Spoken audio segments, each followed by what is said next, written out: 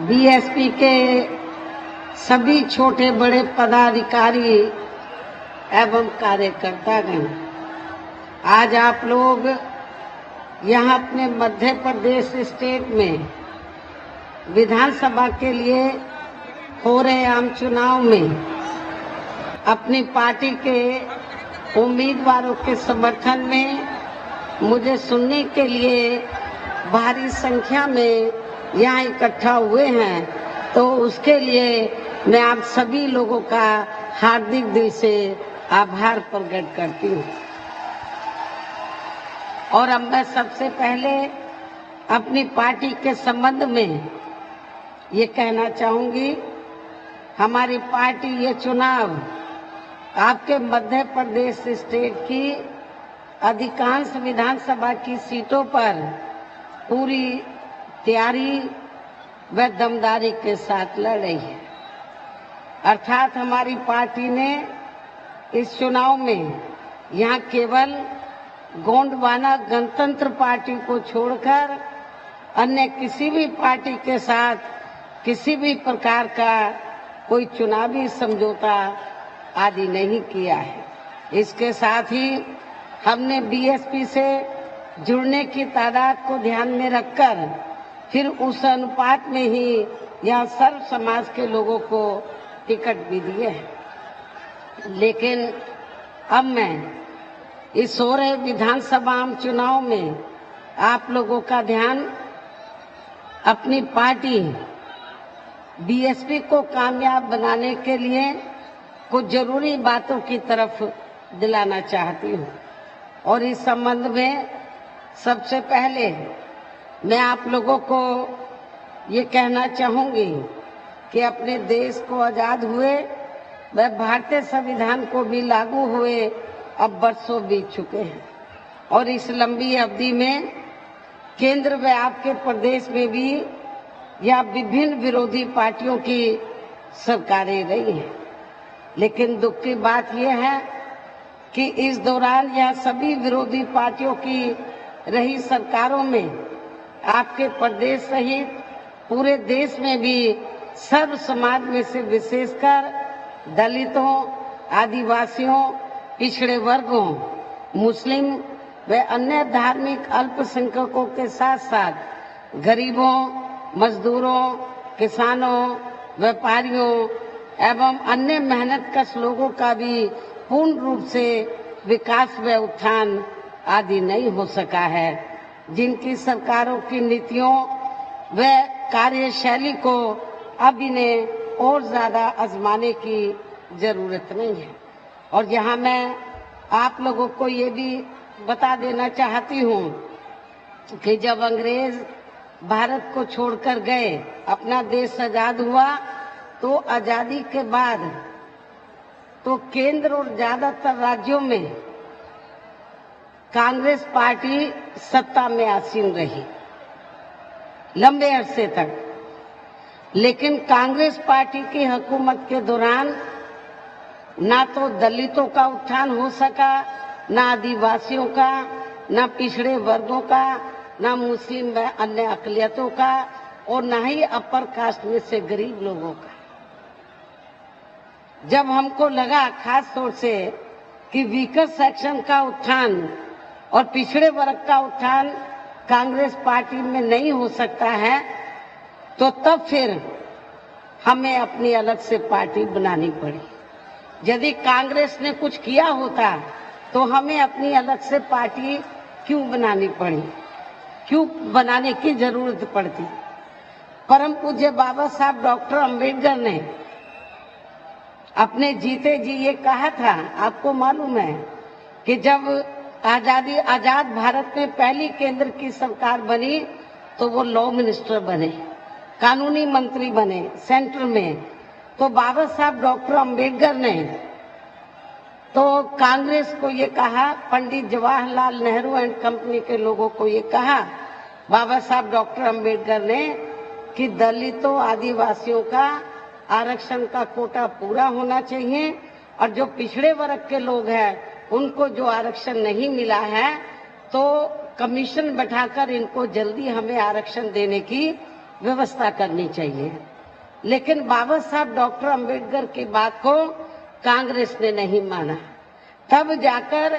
परम पूज्य बाबा साहब डॉक्टर अंबेडकर ने अपने इन वर्गों के हितों में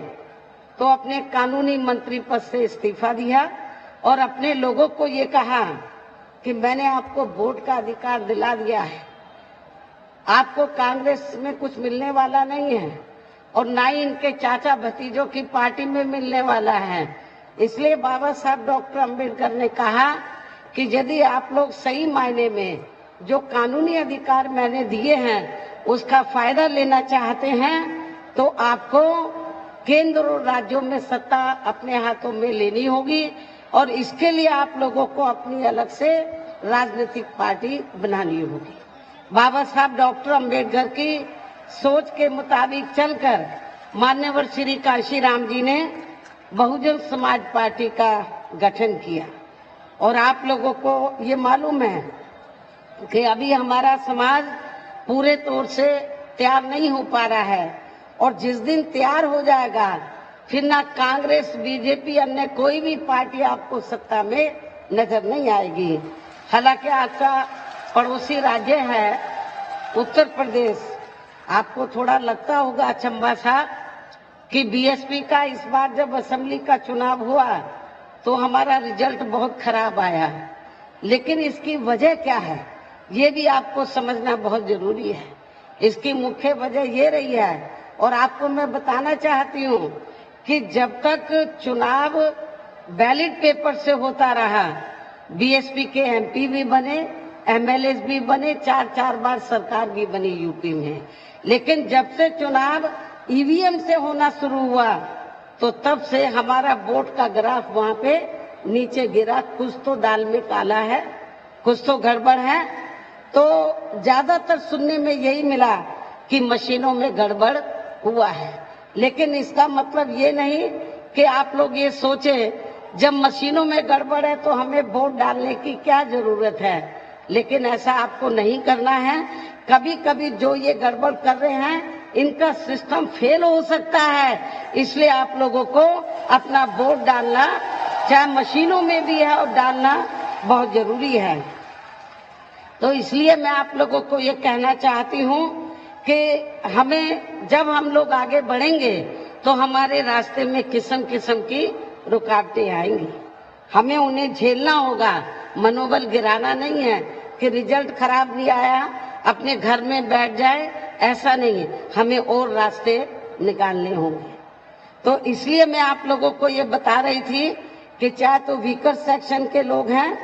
चाहे वो विभिन्न क्षेत्रों में कार्यरत लोग हैं,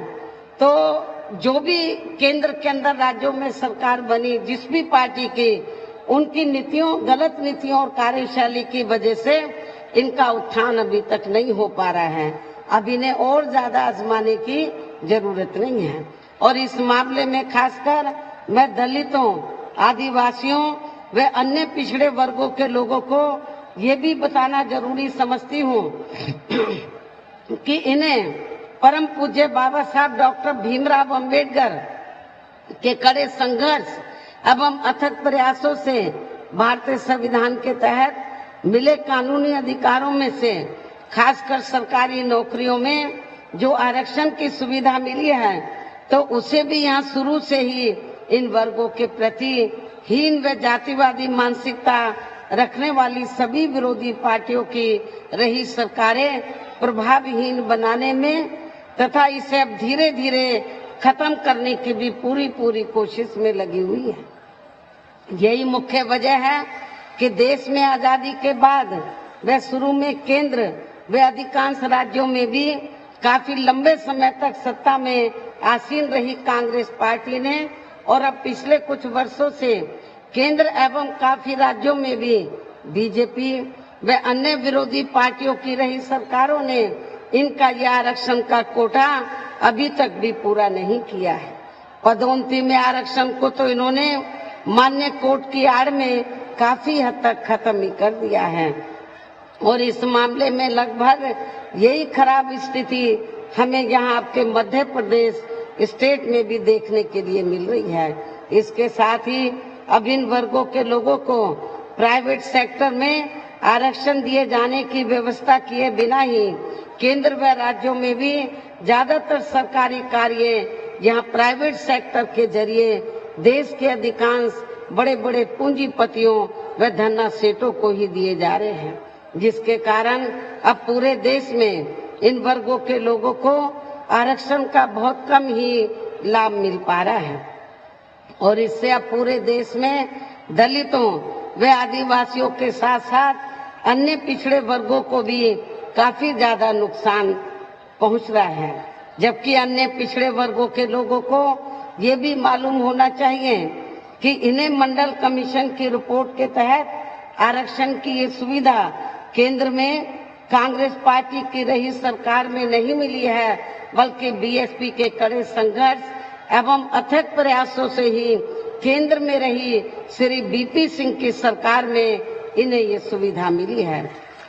जिसका अब यहाँ जातिवादी विरोधी पार्टियों की सरकारें इन्हें पूरा लाभ नहीं दे पा रही हैं। इसके साथ ही श्री बीपी सिंह की सरकार में इन वर्गों के मसीहा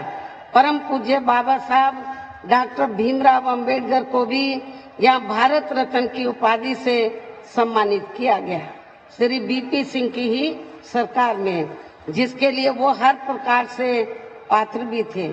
जो बहुत पहले ही बाबा साहब को ये सम्मान मिल जाना चाहिए था, जिसके लिए विशेषकर कांग्रेस पार्टी प्रमुख तौर से जिम्मेवार एवं कसूरवार भी है। इससे इन वर्गों के प्रति इस पार्टी की हीन व जातिवादी मानसिकता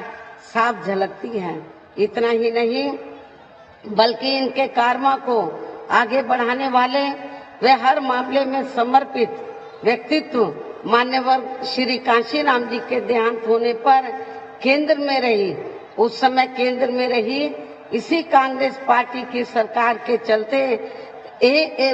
इनके सम्मान में एक दिन का भी राष्ट्रीय शोक घोषित नहीं किया गया था। यहाँ मैं इन वर्गों के मामले में ये भी कहना चाहूंगी कि केंद्र द्वारा देश की लोकसभा व राज्य विधानसभाओं में महिलाओं को जो 33% आरक्षण देने की व्यवस्था की गई है, तो उसमें SC, ST व OBC की महिलाओं को अलग से कुछ भी आरक्षण नहीं दिया गया है। इतना ही नहीं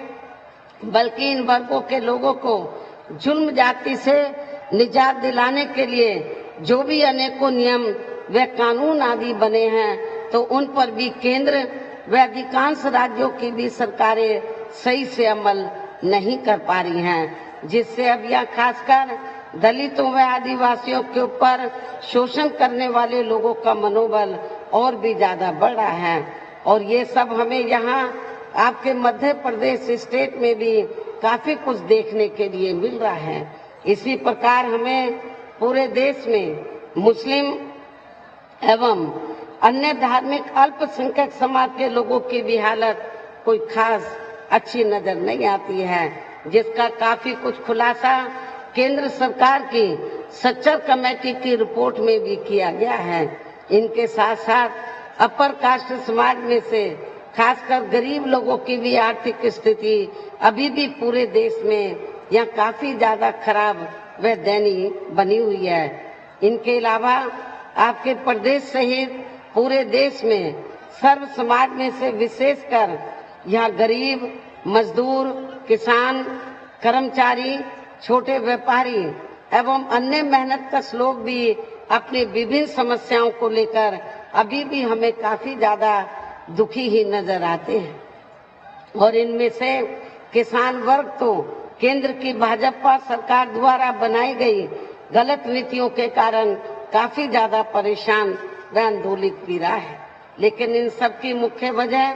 हमारी पार्टी केंद्र व आपके मध्य प्रदेश स्टेट में भी यहाँ अब तक रही सभी विरोधी पार्टियों की सरकारों की जातिवादी, पूंजीवादी व संकीर्ण मानसिकता के तहत बनाई गई उनकी गलत नीतियों एवं गलत कार्य प्रणाली को ही काफी हद तक जिम्मेवार मानकर चलती है। और इस मामले में खासकर इनकी गलत आर्थिक नीतियों की वजह से ही आए दिन यहाँ पूरे देश में गरीबी, बेरोजगारी व महंगाई आदि भी काफी ज्यादा बढ़ रही है। हालांकि इस मामले में शुरू से ही हमारी पार्टी केंद्र व राज्य सरकारों से भी हर स्तर पर ऐसी नीति अपनाने की लगातार ये मांग करती आ रही है कि देश में कुछ गिने चुने पूंजीपतियों व धन्ना सेठों का विकास होने की बजाय बल्कि यहाँ गरीब व आम लोगों का ही विकास होना चाहिए। तभी फिर सही मायने में यहाँ की आम जनता अपनी गरीबी, बेरोजगारी, महंगाई व अन्य और भी समस्याओं से काफी हद तक निजात पा सकती है। इसके साथ साथ अब अपने देश में भ्रष्टाचार भी हर स्तर पर काफी ज्यादा बढ़ रहा है, जिससे आपका खुद का अपना मध्य प्रदेश स्टेट भी अछूता नहीं रहा है। और इन सब के लिए हमारी पार्टी आजादी के बाद से लेकर अभी तक केंद्र व देश के अधिकांश राज्यों में तथा आपके खुद के अपने मध्य प्रदेश स्टेट में भी ज्यादातर सत्ता यहाँ गलत पार्टियों में से खासकर कांग्रेस, बीजेपी व इनकी सहयोगी पार्टियों के हाथों में ही आने को मानकर चलती है। और इन सभी विरोधी पार्टियों को हमारी पार्टी इसलिए जिम्मेवार मानकर चलती है क्योंकि आजादी के बाद से लेकर अभी तक लगभग ये सभी विरोधी पार्टियां केंद्र व देश के अधिकांश राज्यों में भी ज्यादातर यहाँ बड़े बड़े पूंजीपतियों व धन्ना सेठों की ही आर्थिक मदद से सत्ता में आती रही हैं। और सत्ता में आ जाने के बाद फिर ये पार्टियां अधिकतर मामलों में अपनी आर्थिक व अन्य सभी नीतियां यहाँ आम जनता की समस्याओं को दूर करने के हिसाब से तैयार नहीं करती हैं, बल्कि देश के उन बड़े बड़े पूंजीपतियों व धन्ना सेठों को ही फायदा पहुंचाने के हिसाब से अपनी अधिकांश नीतियां तैयार करती हैं, जिनके धन व बल से चुनाव लड़कर ज्यादातर ये पार्टियां केंद्र व आपके राज्य सहित देश के अन्य राज्यों में भी अभी तक यहाँ सत्ता में आती रही हैं, जिसके कारण ही अब पूरे देश में व आपके खुद के अपने प्रदेश में भी अभी भी हमें यहाँ सर्व समाज के लोग अधिकांश मामलों में अपनी विभिन्न समस्याओं को लेकर काफी ज्यादा दुखी व परेशान ही नजर आते हैं। जबकि पूरे देश में बीएसपी ही अकेली एक ऐसी पार्टी है जो विरोधी पार्टियों की तरह देश के बड़े बड़े पूंजीपतियों व धन्ना सेठों की आर्थिक मदद से नहीं बल्कि अपनी पार्टी के ही आम कार्यकर्ताओं की आर्थिक मदद से चुनाव लड़कर या केंद्र व राज्यों की सत्ता में आना चाहती है, ताकि हमारी पार्टी सत्ता में आने के बाद फिर बिना किसी दबाव के वे आजाद होकर सर्व समाज के लोगों की सभी समस्याओं का समाधान करके उन्हें हर मामले में वे हर स्तर पर यह खुशहाल बना सके। और इसी आधार पर चलकर ही आबादी के हिसाब से देश के सबसे बड़े प्रदेश उत्तर प्रदेश में 4 बार हमारी पार्टी ने अपने नेतृत्व में वहां सरकार भी बनाई है। और हमने अपनी सभी चारों रही सरकारों में अपनी पार्टी की विचारधारा एवं सिद्धांतों के तहत चलकर वैसे तो वहां सर्व समाज के हितों का पूरा ध्यान रखा है, लेकिन सभी मामलों में प्राथमिकता पहले हमने वहां सर्व समाज में से उन दलितों, आदिवासियों, पिछड़े वर्गों, मुस्लिम व अन्य धार्मिक अल्पसंख्यकों के साथ साथ गरीब एवं असहाय लोगों को ही दिया, जिनकी वहाँ हर मामले में व हर स्तर पर सभी विरोधी पार्टियों की रही सरकारों में उनकी हीन, जातिवादी, संकीर्ण व पूंजीवादी सोच होने के कारण काफी ज्यादा उपेक्षा की गई है। इसके साथ साथ हमने उत्तर प्रदेश में गरीब एवं बेरोजगार लोगों को दूसरी पार्टियों की रही सरकारों की तरह वह मामूली सा बेरोजगारी भत्ता न देकर बल्कि उन्हें बड़ी तादाद में सरकारी एवं गैर सरकारी क्षेत्रों में स्थायी रोजगार भी उपलब्ध कराए हैं। साथ ही गरीब भूमिहीन लोगों को खेती करने के लिए उन्हें फ्री सरकारी जमीन भी दी है, जिससे वहां लाखों गरीब लोगों को फायदा पहुंचा है। आवासहीन लोगों के तो सरकारी खर्चे से पक्के मकान बना कर दिए। ऐसे अनेकों जनहित की योजनाएं हमने वहां पर चलाई थी, जिसका फायदा गरीब लोगों को पहुंचा है। इसके अलावा हमारी पार्टी की रही सरकार ने वह विभिन्न क्षेत्रों में लगे लोगों के साथ साथ छात्रों, युवाओं, महिलाओं एवं बुजुर्गों आदि के हितों में भी अनेकों महत्वपूर्ण एवं ऐतिहासिक कार्य किए हैं, जिनसे उन्हें काफी ज्यादा लाभ पहुंचा है। साथ ही हमने उत्तर प्रदेश में सर्व समाज के लोगों के ऊपर किसी भी प्रकार की कोई जुर्म जाति आदि भी नहीं होने दिए है। इतना ही नहीं बल्कि हमारी पार्टी की रही सरकार ने वहां अपने देश में दलित एवं अन्य पिछड़े वर्गों में समय समय पर जन्मे हमारे महान संतों, गुरुओं व महापुरुषों में भी खासकर महात्मा ज्योतिराव फूले, छत्रपति शाहू जी महाराज, श्री नारायण गुरु, श्री बिरसा मुंडा, बाबा साहब डॉक्टर भीमराव अंबेडकर एवं मान्यवर श्री कांशीराम जी आदि को भी विभिन्न रूपों में पहली बार वहाँ पूरा आदर सम्मान दिया है, जिन्हें विरोधी पार्टियों के लोग अभी तक भी आसानी से हजम नहीं कर पा रहे हैं। इस प्रकार से उत्तर प्रदेश में हमारी पार्टी ने अपने चारों रहे शासनकाल के दौरान वहाँ हर मामले में व हर स्तर पर सर्व समाज के लोगों को काफी बेहतरीन सरकार दी है। और यदि आप लोग भी यहाँ अपने मध्य प्रदेश स्टेट में आम जनहित के व खासकर कमजोर एवं उपेक्षित वर्गों के हितों में ऐसे ही कार्य करना चाहते हैं, इसके साथ ही आपके प्रदेश की जनहित से जुड़ी जो भी यहाँ स्थानीय समस्याएं हैं तो उन्हें भी दूर करना चाहते हैं, तो फिर आप लोगों को भी उत्तर प्रदेश की तरह ही अपने मध्य प्रदेश स्टेट में भी अपनी पार्टी को